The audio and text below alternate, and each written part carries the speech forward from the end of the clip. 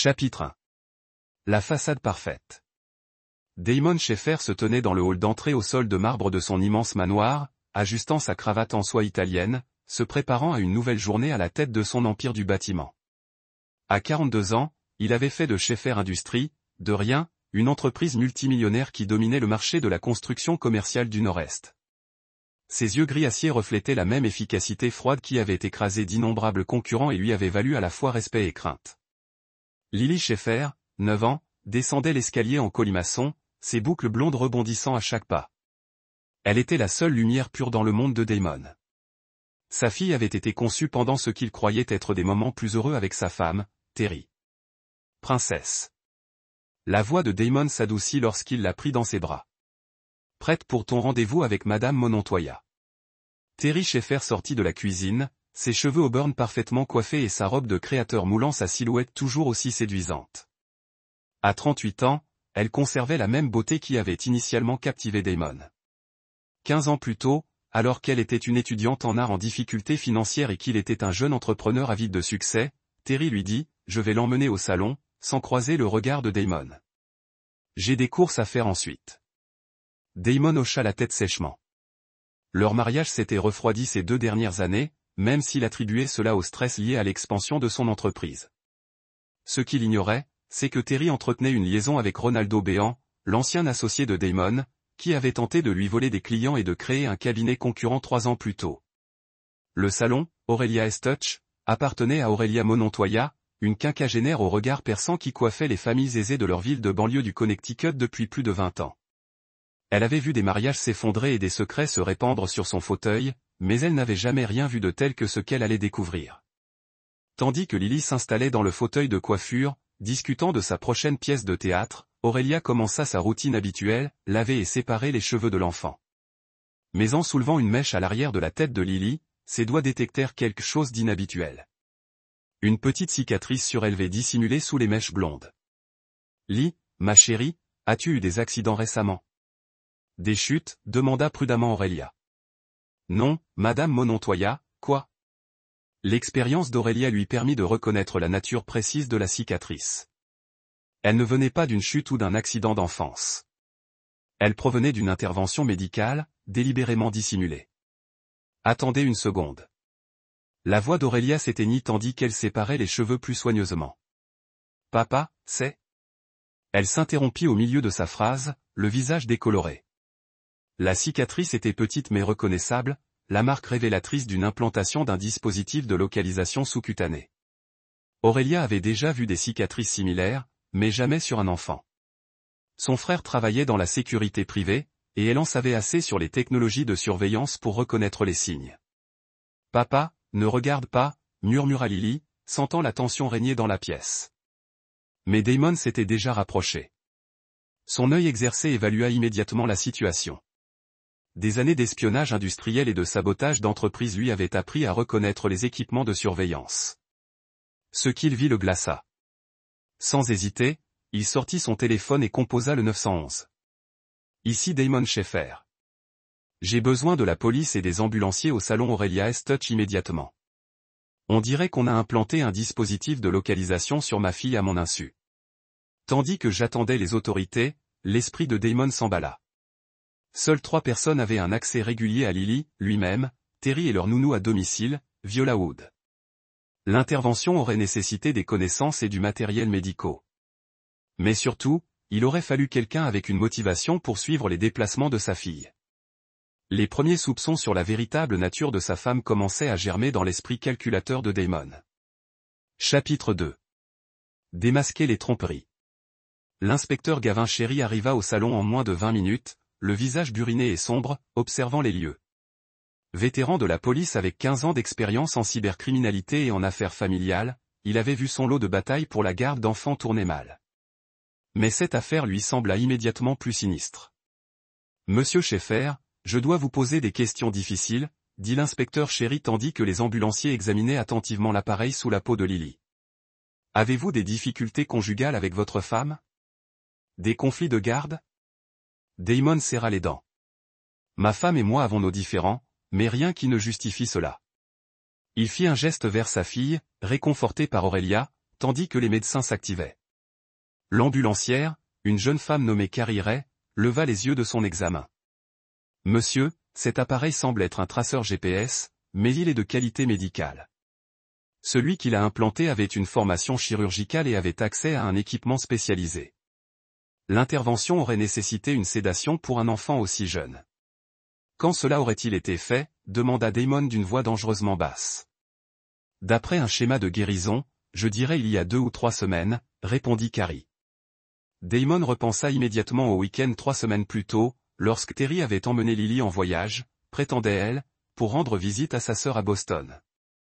Ils étaient rentrés un jour plus tard que prévu, Terry expliquant que Lily avait attrapé une gastro-entérite et avait besoin de repos avant de partir. L'inspecteur Sherry prit Damon à part. « Monsieur Schaeffer, je dois être franc avec vous. Dans ce genre de cas, on découvre généralement qu'un parent prévoit de disparaître avec l'enfant. Le dispositif de localisation suggère que quelqu'un voulait surveiller votre fille en permanence. Vous pensez que ma femme envisage de kidnapper ma fille? Je pense que quelqu'un prépare quelque chose et qu'il voulait s'assurer de la retrouver où qu'elle aille, répondit Sherry. Je veux que vous réfléchissiez attentivement à tout changement de comportement récent de votre femme. De nouvelles amitiés, des absences inexpliquées, des irrégularités financières? » Alors que Damon réfléchissait aux paroles de l'inspecteur, son téléphone vibra. Un SMS de Terry arrivait en retard pour faire des courses. « On sera à la maison pour le dîner. Embrasse Lily de ma part. » Pour la première fois depuis des mois, Damon prêta attention à l'horodatage et aux données de localisation des messages de sa femme. Elle envoyait fréquemment ses vagues SMS de courses, toujours avec des excuses pratiques pour des absences prolongées. « Inspecteur, je dois vous montrer quelque chose, » dit Damon en consultant l'historique de ses messages. « Ma femme présente des absences inexpliquées. J'ai mis ça sur le compte de courses ou d'activité sociale, mais Sherry a maintenant étudié les messages. Monsieur Schaeffer, je vais vous demander d'être très prudent. Si votre femme envisage de disparaître avec votre fille, la confronter directement pourrait accélérer son exécution. Nous devons mener une enquête approfondie. Que voulez-vous de moi? D'abord, nous devons faire retirer cet appareil de votre fille en toute sécurité. Ensuite, j'ai besoin que vous vous comportiez normalement à la maison pendant que nous effectuons la surveillance. Ne dites pas à votre femme ce que nous avons découvert. » Les heures suivantes s'écoulèrent dans un tourbillon d'interventions médicales et d'interrogatoires de police.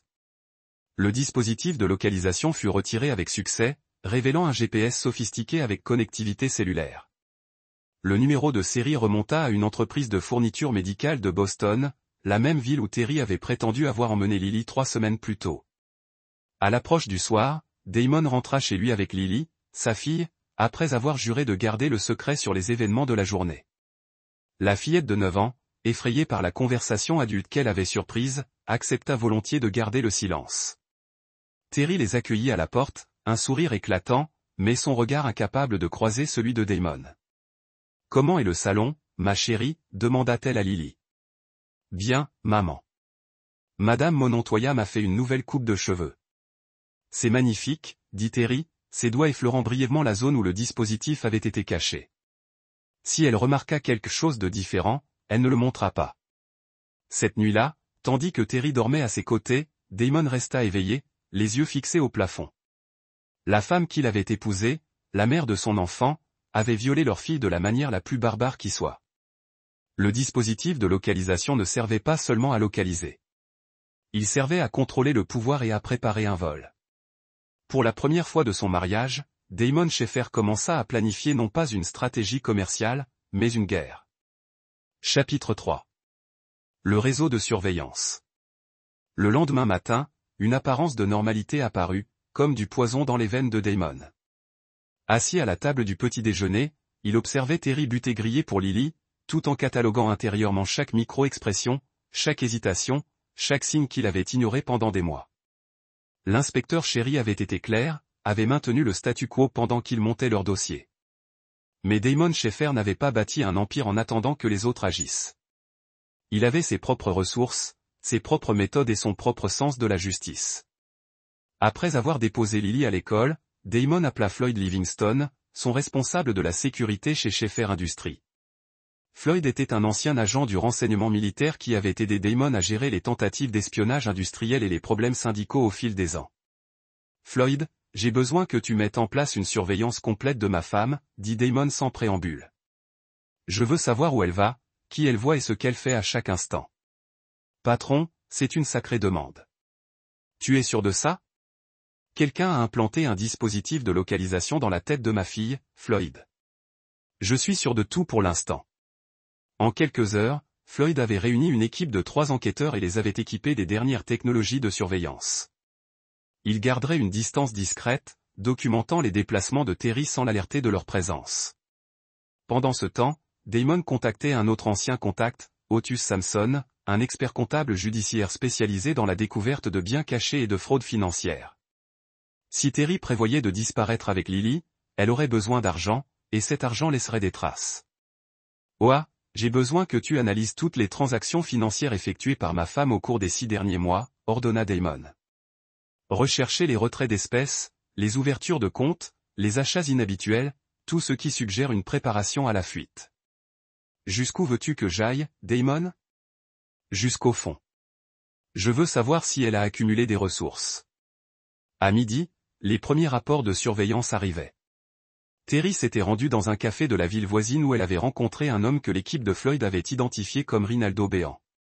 La réunion avait duré 45 minutes, durant lesquelles tous deux semblaient agités et querelleurs. Rinaldo Béan, ce nom frappa Damon comme un coup de poing. Son ancien associé, l'homme qui avait tenté de voler des clients et de détruire Schaeffer Industries 3 ans plus tôt. L'homme que Damon avait si profondément écrasé que Béan avait été contraint de déclarer faillite et de quitter définitivement l'entreprise de construction. Fils de pute, marmonna Damon en fixant les photos de surveillance sur son téléphone. Rinaldo paraissait plus âgé, épuisé par le stress financier, mais son regard exprimait la même ruse qui avait fait de lui un adversaire redoutable des années auparavant. Les pièces du puzzle se mettaient en place avec une clarté terrifiante. Terry et Rinaldo n'avaient pas seulement une liaison. Ils étaient des conspirateurs. Le dispositif de localisation dans la tête de Lily faisait partie d'un plan plus vaste, qui leur permettrait de surveiller et de contrôler la localisation de sa fille même après leur disparition. L'analyse financière préliminaire d'OA est arrivée cet après-midi-là, révélant un schéma d'activité suspecte. Au cours des 4 derniers mois, Terry avait effectué des retraits réguliers de 5 cents à $1000, toujours à différents distributeurs automatiques et toujours les jours où elle prétendait faire des courses. Le montant total approchait les $15 000. Suffisamment pour financer une disparition, mais pas assez pour déclencher une déclaration automatique. Plus accablant encore, Ota avait découvert que Terry avait ouvert un nouveau compte bancaire à Boston sous son nom de jeune fille, Terry Brock. Le compte avait été approvisionné par un dépôt de $25 000 3 semaines auparavant. Le week-end même où elle avait emmené Lily rendre visite à sa sœur, Ota avait décidé de s'enfuir. Damon avait dit à Floyd au téléphone, la question est de savoir quand. D'après ce que nous voyons, patron, je dirai bientôt. Béan avait l'air désespéré sur ses photos et votre femme montre tous les signes d'une personne se préparant à un changement de vie majeur. Ce soir-là, Damon regardait sa femme servir le dîner avec un regard neuf. Chaque sourire semblait calculé. Chaque contact avec Lily lui semblait une manipulation. Terry s'apprêtait à lui voler sa fille, et elle le faisait avec l'aide de son pire ennemi. Mais Damon Schaeffer n'avait pas survécu au monde impitoyable de la construction en restant passif. Il avait bâti son empire en anticipant les manœuvres de son ennemi et en l'écrasant avant qu'il ne frappe. Alors que Terry embrassait Lily pour lui dire bonne nuit, Damon prit une décision qui allait tout changer. Il n'attendrait pas que la police monte son dossier. Il ne ferait pas confiance aux tribunaux pour protéger sa fille. Il prendrait les choses en main. Et une fois terminé, ni Terry ni Ronaldo ne menaceraient plus jamais sa famille. La guerre allait commencer. Chapitre 4. Le piège prend forme. 3 jours de surveillance avaient révélé toute l'ampleur du plan de Terry et Rinaldo. Ils se rencontraient quotidiennement à des endroits différents. Un parc, une bibliothèque, un centre commercial. Toujours en gardant l'apparence de rencontres informelles tout en échangeant ce qui semble être des informations détaillées. L'équipe de Floyd avait réussi à installer des micros dans la voiture de Terry et dans l'appartement de Rinaldo, offrant à Damon un aperçu glaçant de leur complot. Les documents du passeport seront prêts vendredi. La voix de Rinaldo grésillait dans l'enregistrement que Floyd faisait écouter à Damon. J'ai des contacts à Montréal qui peuvent nous aider à disparaître complètement. Et l'argent? La voix de Terry, habituellement douce et mélodieuse, portait un ton dur que Damon n'avait jamais entendu auparavant. L'assurance indemnisera dès qu'ils auront trouvé un corps. 2 millions de dollars non imposables.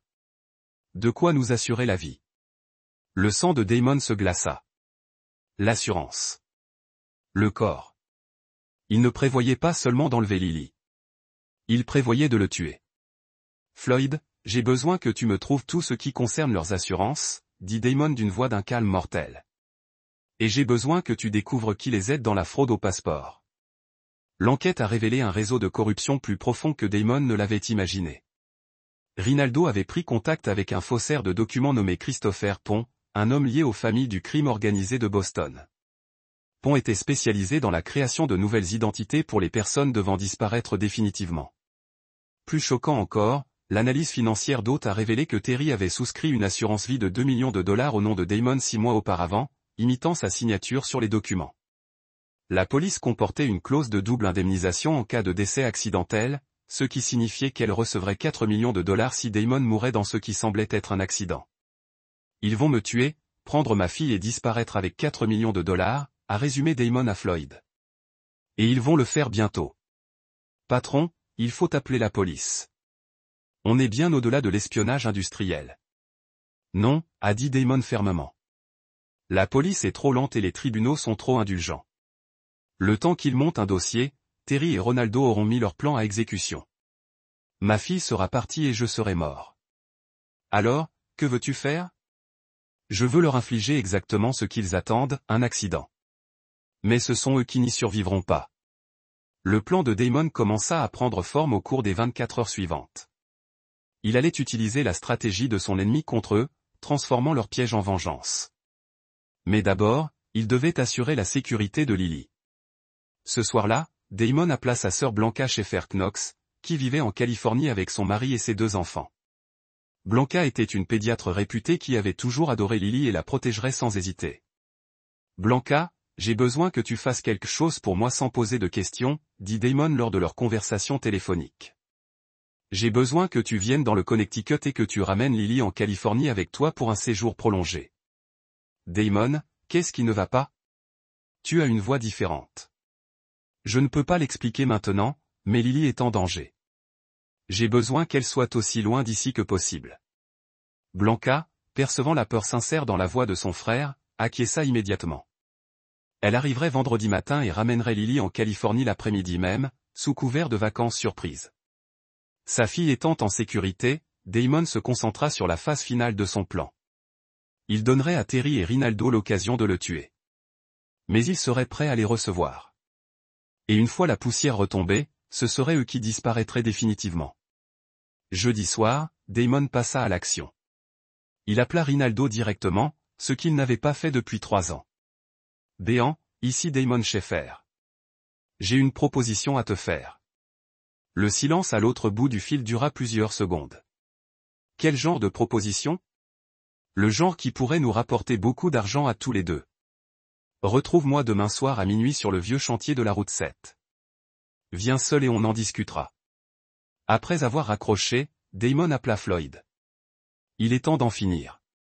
Chapitre 5. Le point de non-retour. Vendredi matin arriva avec la clarté vive de l'automne en Nouvelle-Angleterre. Damon regarda par la fenêtre de son bureau la voiture de location de Blanca s'arrêter dans son allée.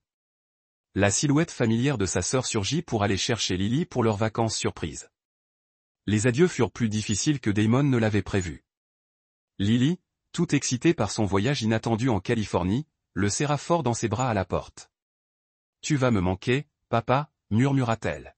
« Tu vas me manquer aussi, princesse. Sois gentille avec tante Blanca.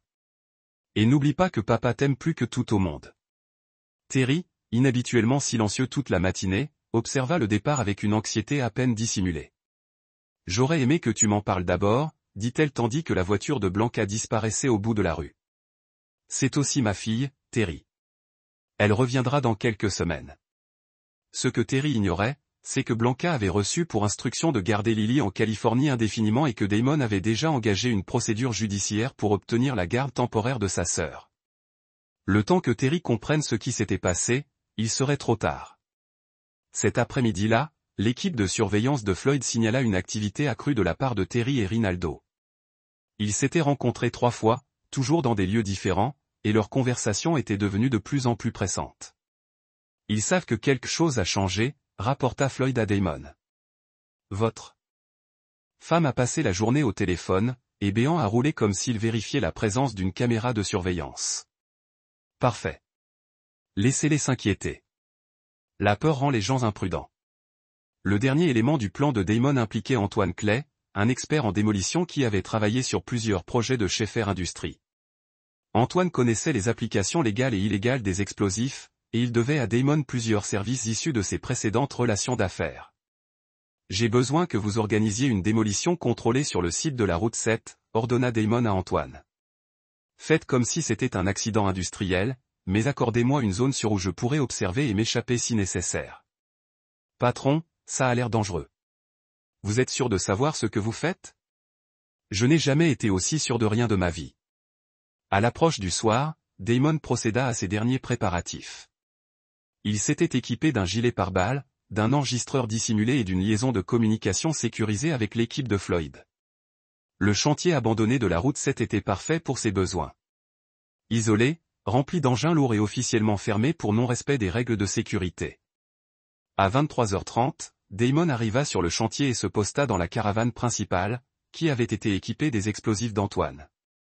La démolition serait déclenchée à distance, ce qui lui laisserait le temps de s'échapper tout en garantissant la survie des autres personnes se trouvant à proximité. Rinaldo arriva pile à minuit, les phares de sa voiture perçant l'obscurité tandis qu'il empruntait la route d'accès accidentée. Il se gara à 50 mètres de la caravane et s'approcha prudemment, visiblement nerveux à l'idée de la réunion. « Schaeffer » cria-t-il. « Je suis là.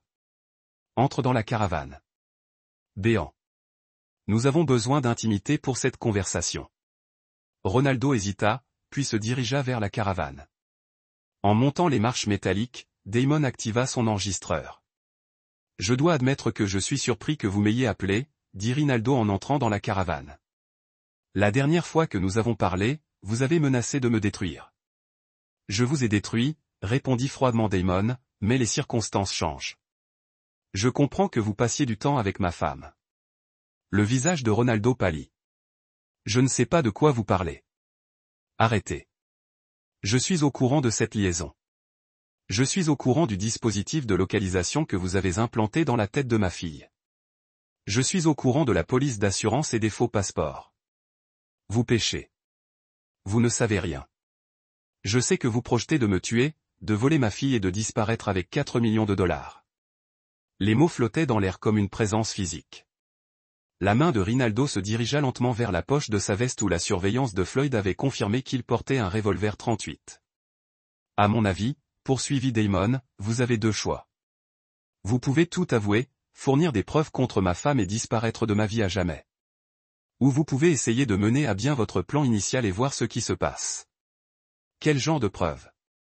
Des enregistrements, des documents, des témoignages, tout ce dont j'ai besoin pour prouver que Terry a orchestré toute cette machination. La main de Rinaldo s'arrêta de bouger vers son arme.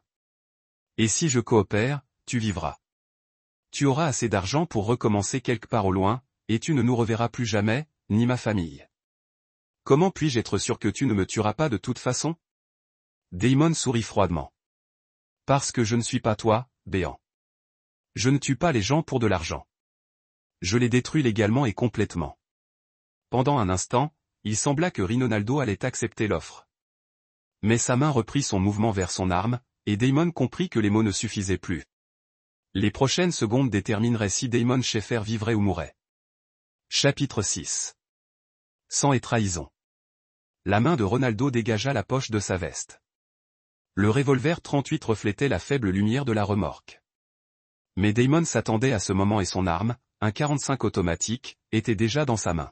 « Ne sois pas stupide, Béant, » dit Damon d'une voix ferme malgré l'adrénaline qui coulait dans ses veines. « Tu n'es pas un tueur. Tu es un lâche qui se cache derrière les plans des autres. Tu as détruit ma vie, » grogna Rinaldo, son arme tremblante dans sa main. « Tu m'as tout pris. J'ai pris ce que tu as essayé de me voler. Il y a une différence. Après ce soir, plus rien de tout cela n'aura d'importance. Terry et moi aurons ta fille, ton argent et ta vie. Non, dit Damon doucement. Tu n'en auras pas. Le face-à-face dura plusieurs secondes. Les deux hommes gardaient leurs armes immobiles. Puis Ronaldo commit son erreur. Il jeta un coup d'œil vers la porte de la caravane, vérifiant sa sortie. Damon tira 2 fois, les 2 balles atteignant Rinaldo au centre de sa masse. L'homme s'effondra sur le plancher de la caravane, son revolver claquant sur la surface métallique. Floyd, phase interminée. Damon parla dans son appareil de communication. Lancez la phase 2. À l'extérieur de la caravane, les phares de la voiture s'allumèrent soudain. La BMW de Terry arriva sur le chantier exactement comme Damon l'avait prévu. Elle attendait à proximité, prête à l'aider à le tuer. Damon déplaça rapidement le corps de Ronaldo dans un coin de la caravane, puis se positionna de manière à pouvoir observer Terry approcher. Elle se gara près de la voiture de Ronaldo et en sortit, portant ce qui semblait être un bidon d'essence. « Ronaldo » cria-t-elle. « C'est fini ?» Entre dans la caravane, Terry, répondit Damon, masquant sa voix dans l'obscurité. Il y a eu un problème. Terry s'approcha prudemment de la caravane, le réservoir d'essence clapotant dans sa main. Elle gravit les marches et entra dans l'embrasure de la porte où elle se figea à la vue de son mari, calmement assis sur une chaise, son arme posée sur la table devant lui. « Bonjour, ma femme, dit Damon, la voix chargée de trahison et de rage. « Je t'attendais, Damon. Je peux t'expliquer. Peux-tu m'expliquer pourquoi on a implanté un dispositif de localisation dans la tête de notre fille? Peux-tu m'expliquer la fausse police d'assurance? Peux-tu m'expliquer pourquoi tu transportes de l'essence pour brûler les preuves de mon meurtre? » Terry perdit contenance. « Tu m'as obligé à le faire. Rinaldo a dit que c'était la seule solution. Où est-il, Terry? Où est ton amant? » Elle regarda affolée autour de la caravane, puis aperçut le corps de Ronaldo dans un coin. Son cri résonna à travers la structure métallique. « Il est mort, Terry, tout comme toi. Tu ne peux pas me tuer. Je suis la mère de ton enfant. Tu as cessé d'être la mère de mon enfant au moment où tu as choisi de la trahir, dit Damon en se levant lentement.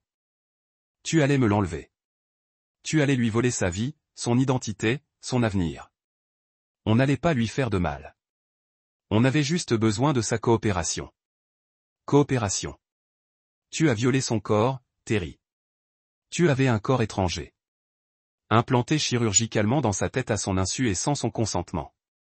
Tu as transformé notre fille en animal traqué. L'horreur de ce qu'elle avait fait a semblé frapper Terry pour la première fois. Je n'ai pas réfléchi. Je n'ai pas réalisé. Tu ne l'as pas réalisé parce que tu ne l'aimes pas. Tu aimes l'argent. Tu aimes les émotions fortes. Tu aimes l'idée de me détruire. Mais tu n'aimes pas notre fille.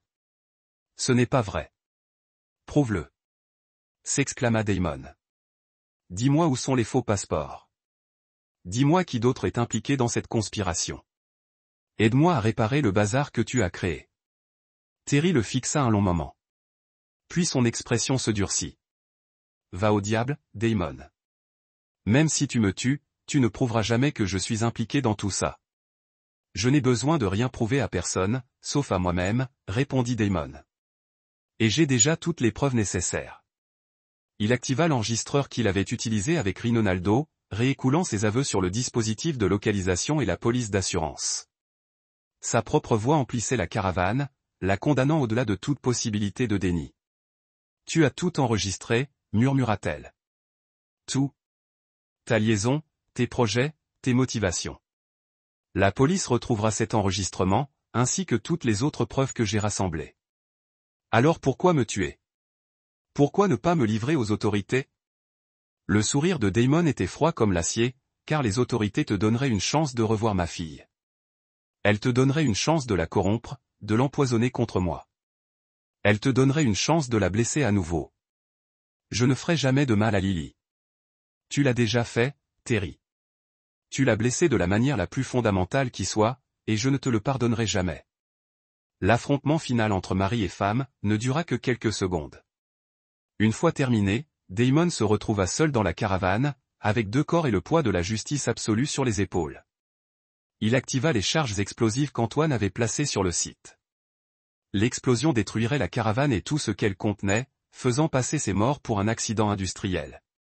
Les compagnies d'assurance enquêteraient, mais elles ne trouveraient aucune preuve de meurtre, seulement la fin tragique de 2 personnes qui s'étaient trouvées au mauvais endroit au mauvais moment.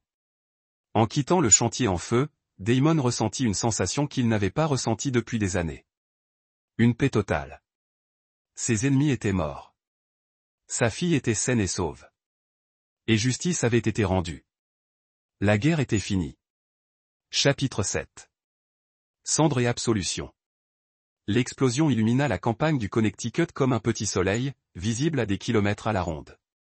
À l'arrivée des pompiers, le chantier n'était plus qu'un cratère fumant, et la remorque qui avait contenu les ennemis de Damon n'était plus que des morceaux de métal tordus et des cendres. Damon observait l'intervention des secours depuis une colline surplombant le chantier. Sa liaison de communication sécurisée crépitait au rythme des mises à jour de l'équipe de Floyd. Le plan avait parfaitement fonctionné. Les charges de démolition avaient détruit toute preuve de meurtre tout en créant un accident industriel plausible. Chef, l'évaluation initiale du chef des pompiers conclut à une explosion de la fuite de gaz, rapporta Floyd. Il traite l'affaire comme un accident en attendant l'enquête. Bien. Assurez-vous que notre équipe de nettoyage s'occupe de tout. Le matériel de surveillance a déjà été retiré et toutes nos traces électroniques effacées. En quelques heures, l'affaire a fait la une des journaux locaux. L'explosion sur un chantier de construction fait aussi des morts. Les gros titres annonçaient « Rinaldo Béant et Terry Schaeffer, décrits comme des associés chargés d'examiner un projet immobilier, ont été tragiquement tués dans ce qui semblait être un accident industriel. Damon est rentré chez lui et a trouvé une maison vide, plus paisible qu'elle ne l'avait été depuis des mois. Le silence n'a été rompu que par la sonnerie de son téléphone. L'inspecteur Sherry appelle pour annoncer l'explosion. « Monsieur Schaeffer, je suis au regret de vous informer que votre femme a été tuée dans un accident industriel ce soir, a déclaré Sherry d'une voix professionnellement compatissante. Elle se trouvait sur un chantier avec un certain Rinaldo Béant lorsqu'il y a eu une explosion. Mon Dieu, a répondu Damon, la voix juste ce qu'il fallait de choc. Êtes-vous certain que c'était Terry? Nous aurons besoin que vous procédiez à une identification formelle, mais oui, monsieur. Je suis profondément désolé pour votre perte. Je ne comprends pas. Que faisait-elle sur un chantier de construction? C'est ce que nous essayons de déterminer. Monsieur Béant envisageait apparemment l'achat de la propriété pour le développement. Votre femme était peut-être là à titre professionnel. L'enquête qui a suivi a été approfondie mais finalement infructueuse. Les compagnies d'assurance, méfiantes du calendrier pratique de la mort de Terry, ont embauché des enquêteurs privés pour rechercher des preuves de fraude. Ils n'ont rien trouvé. La planification de Damon avait été trop méticuleuse. Son exécution trop parfaite. Plus important encore, ils ont découvert les preuves que Damon avait soigneusement plantées pour eux. Les dossiers bancaires montrant que Terry avait détourné l'argent des comptes commerciaux de son mari, des documents forgés indiquant qu'elle avait prévu de fuir le pays et des communications suggérant qu'elle avait été impliquée dans l'espionnage industriel. Il semble que Madame Schaeffer ne soit pas la femme que vous pensiez marier, a déclaré le détective Sherry à Damon lors d'une de leurs entretiens. Nous avons trouvé des preuves qu'elle était impliquée dans des activités criminelles très graves. Je suis choqué, a répondu Damon. Je pensais que je la connaissais complètement.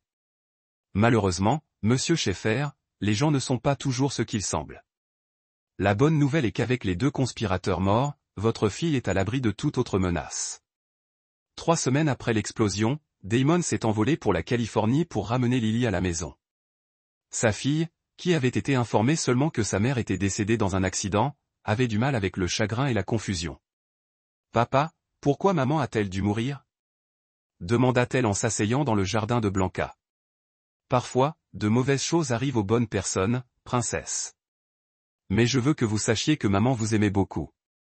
Et elle voudrait que vous soyez heureux. » C'était un mensonge, mais c'était un point nécessaire. Lily ne connaîtrait jamais la vérité sur la trahison de sa mère, sur le dispositif de suivi, ou sur le plan pour la volée de son père. Va bien, papa? Favorable. Police d'assurance vie, et non la police de 4 millions de dollars, qui a été découverte et annulée, mais sa police légitime de 500 000 $ antérieure à la conspiration. De plus, Damon avait pu récupérer l'argent qu'elle avait volé et caché sur divers comptes. Plus satisfaisant encore, l'enquête sur ses activités criminelles avait révélé un réseau de corruption qui s'étendait bien au-delà de sa liaison avec Ronaldo. Le document forgé Christopher Pont avait été arrêté et purgeait maintenant une peine fédérale de 10 ans. Plusieurs autres accomplis ont été identifiés et poursuivis, démantelant efficacement l'ensemble de l'entreprise criminelle. Boss, nous avons un problème. Floyd a annoncé lors de l'une de leurs réunions de sécurité régulières. Rinaldo Béant avait un frère, Delbert Béant.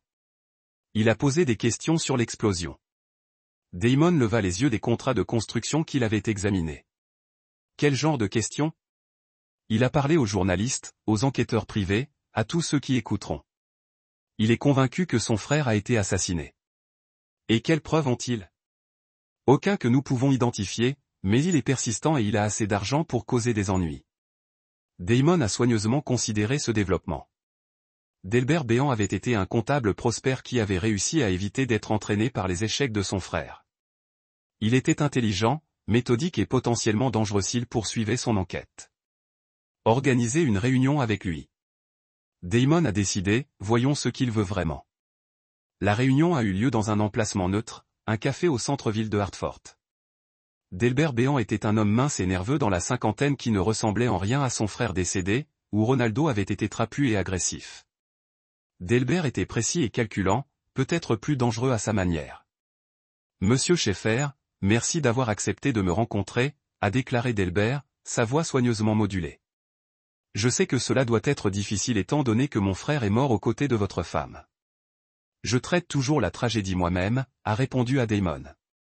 Que puis-je faire pour vous? J'ai enquêté sur les circonstances de ce type de l'inconsistance de Ronaldo. Un compte offshore. Victime. Elle semblait être Monsieur Béant, je vais t'arrêter là, dit Damon, sa voix durcissant. Ma femme est morte dans un tragique accident. Quelles que soient les théories que vous avez développées sur le complot ou le meurtre, vous devez les garder pour vous. Ou quoi? Ou vous découvrirez que certaines enquêtes sont plus dangereuses que d'autres. Delbert se pencha en arrière sur sa chaise, ses yeux ne quittent jamais le visage de Damon. Cela ressemble à une menace, Monsieur Schaeffer. C'est un avertissement. Votre frère a fait l'erreur de penser qu'il pourrait me détruire une fois auparavant. Je ne voudrais pas que vous répétiez ces erreurs. Donc, vous admettez qu'il y avait du mauvais sang entre vous et Rinaldo. J'avoue que votre frère était un partenaire commercial raté qui a essayé de me voler. Au-delà de cela, je n'ai plus rien à dire.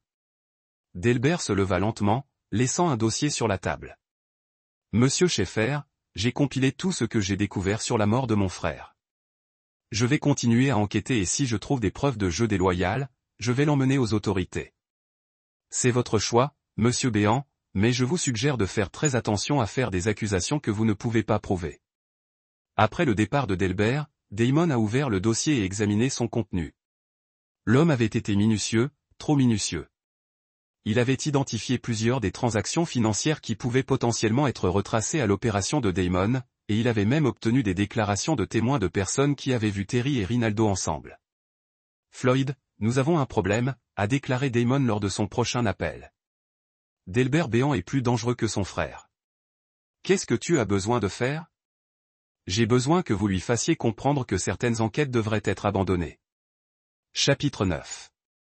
Le calcul final. 2 semaines après sa rencontre avec Delbert Béant, Damon a reçu un appel téléphonique qui a tout changé.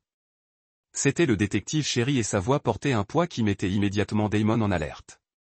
Monsieur Schaeffer, j'ai besoin que vous veniez à la gare. Nous avons de nouveaux développements dans le cas de votre femme. Quel type de développement? Je préfère en discuter en personne. 1 heure plus tard, Damon s'est assis en face du détective Sherry dans la même salle d'interview où ils avaient d'abord discuté du dispositif de suivi trouvé dans la tête de Lily. Cette fois, cependant, l'atmosphère était nettement différente. Monsieur Schaeffer, nous avons reçu de nouvelles informations sur l'explosion qui a tué votre femme, Sherry a commencé. Les informations qui suggèrent l'incident n'ont peut-être pas été accidentelles. Quel type d'informations? Delbert Béant nous a fourni des preuves que son frère était le chantage par une personne ayant accès à des explosifs industriels. Il pense que cette personne a utilisé Rinaldo pour attirer votre femme sur le chantier de construction, puis les a éliminés. Damon a gardé son expression soigneusement neutre. C'est une théorie très élaborée. C'est plus qu'une théorie. Monsieur Béant a des dossiers bancaires montrant les paiements réguliers d'un compte offshore, des communications suggérant une coercition et des déclarations de témoins plaçant les deux victimes sur les lieux dans des circonstances suspectes. Détective, je vous ai déjà dit tout ce que je sais sur les activités de ma femme. Si elle était impliquée dans quelque chose d'illégal, je n'étais pas au courant. Monsieur Schaeffer, je vais vous demander directement. Avez-vous eu une implication dans la mort de votre femme et de votre haricot Rinaldo? La question était suspendue dans l'air comme un défi. Damon se préparait depuis ce moment depuis la nuit de l'explosion, mais en fait face, c'était différent de ce qu'il avait prévu. Détective, j'aime ma femme malgré nos problèmes. Je ne lui aurais jamais fait de mal. Ce n'est pas ce que je vous ai demandé. Alors laissez-moi être clair. Je n'ai eu aucune implication dans l'explosion qui a tué ma femme et Rinaldo Béant. Il était techniquement vrai que Damon n'avait pas été impliqué dans l'explosion elle-même.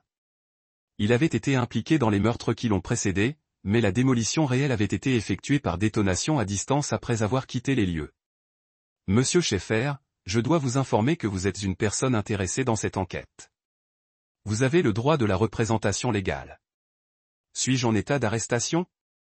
Pas pour le moment, mais je vous conseillerais fortement de conserver l'avocat. Ce soir-là, Damon s'est assis dans son étude en regardant le numéro de téléphone du meilleur avocat de la défense pénale de l'État. Ronald Gane avait construit sa réputation en défendant des clients riches accusés de crimes de col blanc, et il n'avait jamais perdu une affaire de meurtre. Mais avant de passer cet appel, Damon a eu une autre conversation à organiser.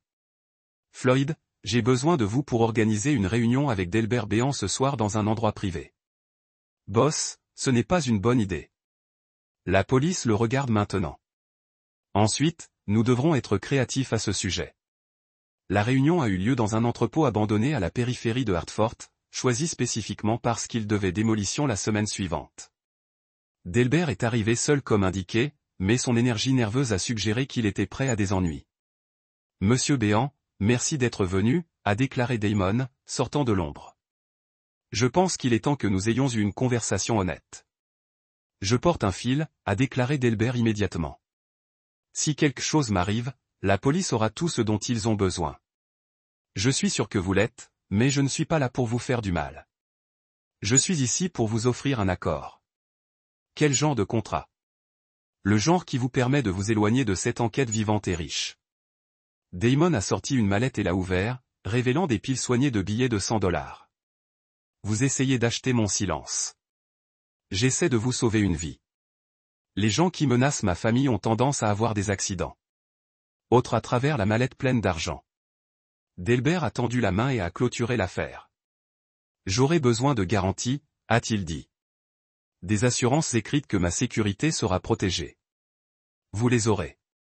Mais comprendre cela, monsieur Béant. Si jamais vous essayez de régo notre accord, si jamais vous veniez après moi ou ma fille à nouveau, il n'y aura pas assez d'argent dans le monde pour vous protéger. Je comprends. Bon. Ensuite, nous avons un accord. Un accident industriel non résolu. Damon avait construit son empire par l'efficacité impitoyable et les principes sans compromis. Il avait appliqué ces mêmes qualités à protéger sa fille et les résultats ont parlé pour eux-mêmes. Ses ennemis étaient morts. Sa famille était en sécurité. Et la justice avait été rendue selon son propre code impitoyable. Alors qu'il éteignait la lumière de la chambre et fermait la porte, Damon Schaeffer ressentait la satisfaction d'un homme qui avait gagné la guerre la plus importante de sa vie. Il avait perdu une femme, mais elle n'avait jamais vraiment été la sienne. Il avait gagné quelque chose de bien plus précieux. La certitude absolue selon laquelle sa fille grandirait en sécurité, aimée et libre de la corruption qui avait presque détruit leur famille. La guerre était terminée, la victoire était terminée, et Damon Schaeffer avait prouvé une fois de plus qu'il était un homme qui n'a jamais pardonné et n'a jamais oublié, mais a toujours protégé ce qui importait le plus à la fin.